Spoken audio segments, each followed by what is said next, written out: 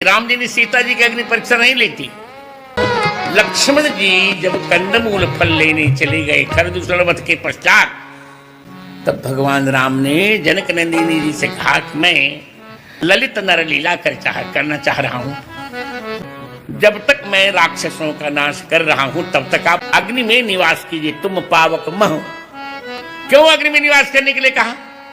राम जी ने सीता जी से कहा था ये मेरे जन्म के भी साक्षी हैं और पुरोहित भी हैं, इनकी पत्नी स्वाहा है, इनके संरक्षण में आप रहिए, तुम पावक मह करहु निवासा जब लग करहु निशाचर नाश।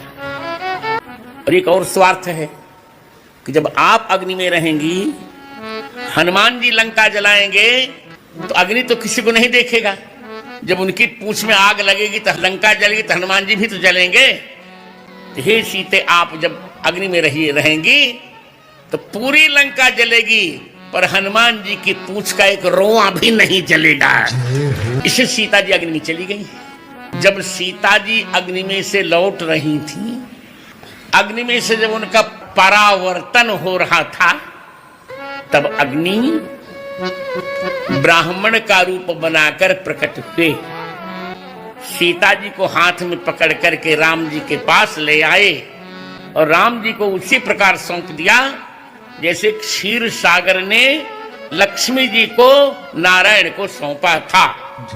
अग्नि ने कहा कि सीता जी विशुद्ध रूप हैं, पाप रहित हैं, इनको ग्रहण करो।